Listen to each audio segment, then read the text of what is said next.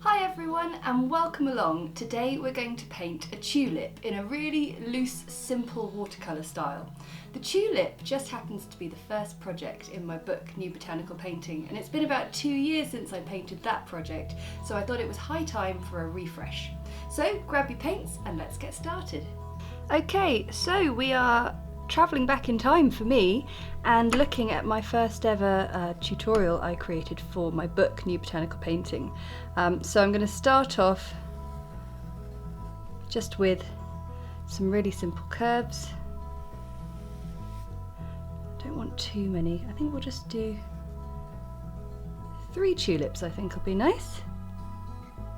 So I always like to paint in stems when I've put a pencil line in, because it just is really helpful, even with the simplest paintings, for just giving you an idea of where your flowers are going to go, and that also is helped by putting in a little curve like those, which just mean that you can really define where your flower is heading, and that little overlap of that bit of stem poking out the top just helps you with your direction. So we can say goodbye to the pencil and we can start to wake up our colours.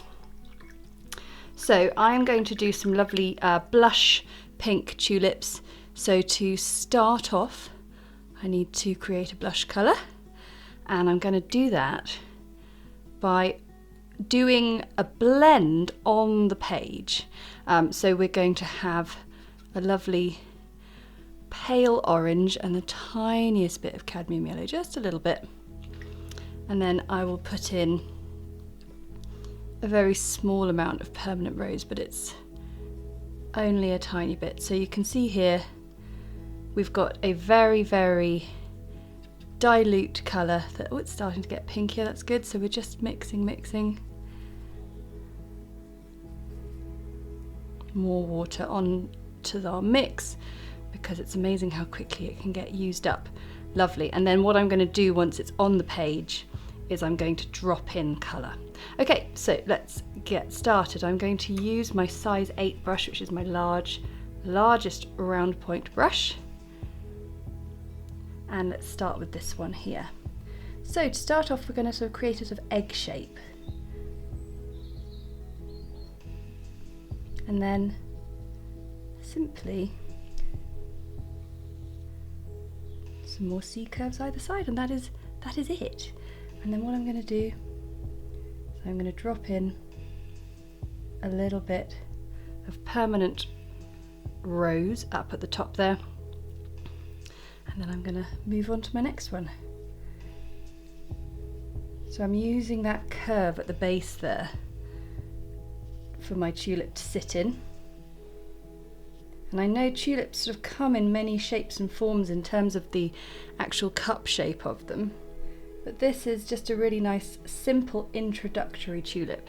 And as I said, this is the first project in my book, and I just thought it was a really good one for everybody to feel like they had it in them to paint some flowers, which of course you all do.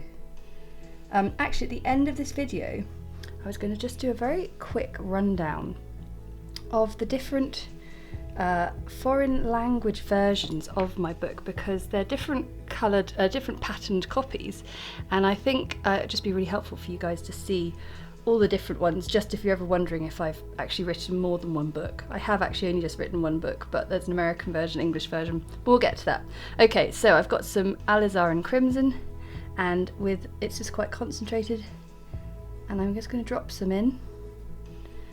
I've waited for my flowers just to dry a fraction, and now I'm doing these strokes at the top that most of them are just touching the tips of the curve, but I'm also dropping in a few sort of new shapes like that. So this is a chance for you to sort of tidy up the shape if you want. Adjust it a little bit. But that's all you need to do. The colour will blend into the water. And you can see here, actually, here's one I did earlier. Same kind of techniques, and look how beautifully they've all blended really nicely. Okay, now it's time to put our stems in. I'm purposefully powering on and not waiting for these to dry 100% because I love getting a tiny bit of blend where the stem meets the flower. It's just something I like. So we've got the bit of green gold and a bit of sap green mixed together. Using my size 6 brush, I like to just have a little bit more control. And you could, if you want, you could start just shy of the base of the flower, and then if you wanted to go back in with a bit more control, that's absolutely fine. And then I just like to get a tiny bit of blend going there. Tulip stems are quite broad. Just picking up a bit of that paint there.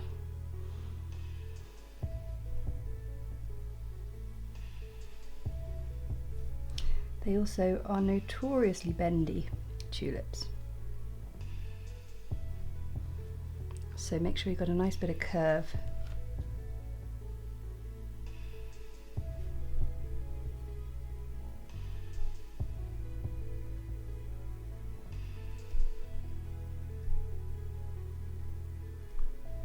And I'm just doing a little bit of sort of gappage between this one and the end, because what I don't want is there to be one big blob just in the middle there, whilst they're all still wet. And then I'm just going to get a little bit of Prussian Blue. I refreshed some of the colours in my palette today, so they're all quite vibrant and sort of ready to go. So I just need the tiniest bit. Mixing in some Sap Green with the Prussian Blue there. And then just taking a very small amount and just popping it in.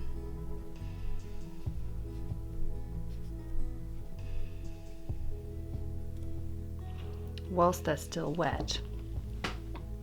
And I'll just get a slightly smaller brush, size 2 here, clean wet brush. If you need to just blend things down a little bit, you can just do that with a few quick strokes. Now, tulips have beautiful broad leaves, and because they're so big, they can sometimes dominate a tulip piece. So what I'm doing is I'm just allowing these stems to dry before we place our tulips in. And because all these stems are drying nicely, what I'm doing now is I'm just smoothing these stems out so they are touching, but they're maintaining their shape. They're not overly blending into each other. This is a nice little trick to help your painting stay nice and loose in style, but they keep their shape. Okay, so we're just going to allow that to dry, and then we'll come back and add in the leaves.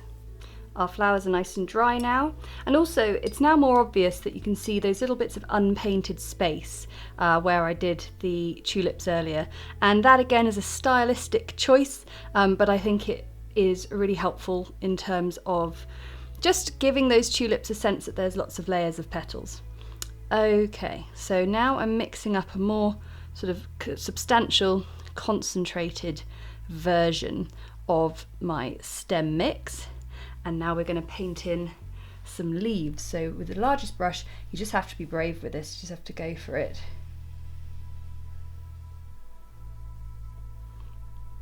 And just paint in some lovely sort of big C curves. I'm going to go for one there. I'm just keeping them really simple, not going too crazy with them, but what I do like to do is finish up the shape by doing a few extra little lines like this, because they do have a slightly ridged appearance. So this is a loose approach to this, so it's a little bit kind of,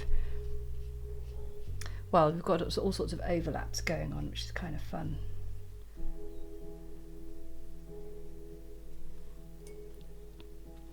But essentially what we're looking for is this kind of enwrapping, I don't know if that's a word, wrapping up of the stem, encasing, that's what I was trying to say.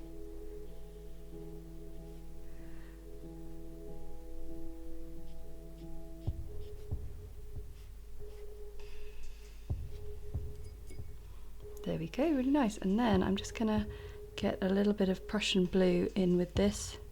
So we've got a sort of stronger colour here. And I am going to use a small brush. What have we got here? 3/10. And just pick out little bits of detail. Little bits of shadow.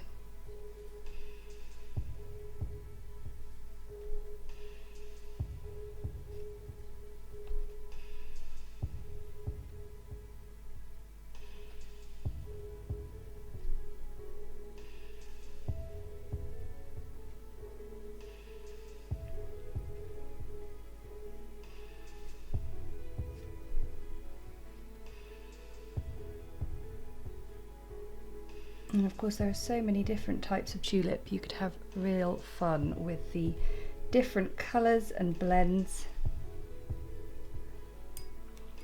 And there we go, a lovely little bunch of tulips. And as I said earlier, I wanted to just quickly show you some of the different covers of my book, because New Botanical Painting, this is my very sun damaged original copy. It's really well thumbed and well battered, but this was the original British version, and there's my tulip project from right back in the day. So that is the UK version of New Botanical Painting, and quite often it gets mixed up that I have written a separate new book called Painting Watercolour Botanicals, but in fact this is the USA version of the very same book. So all the same projects. There's that tulip again. So that is the USA version, and there are many different languages, which is really exciting, some of which maintain the original cover, like this one, some of which the publishers have gone their own way with a new cover. That's the German version there, and it's lovely to see. That's the French version too, and there are more than that. I've only got my hands on those ones, but I just wanted to clear that up just in case any of you have wondered if I've written multiple books. At this point, at the moment, I've just written the one. So anyway, there you go, enjoy, and I can't wait to see what you come up with. Thanks so much for watching. I want to say a big thank you to my patrons for your support, because your support enables me to keep making these videos that everyone can enjoy. And if you enjoyed it, then hit the like button and comment below to let me know how you got on with that tulip. And of course, if you subscribe, then you'll never miss another video. Okay, until next time, bye!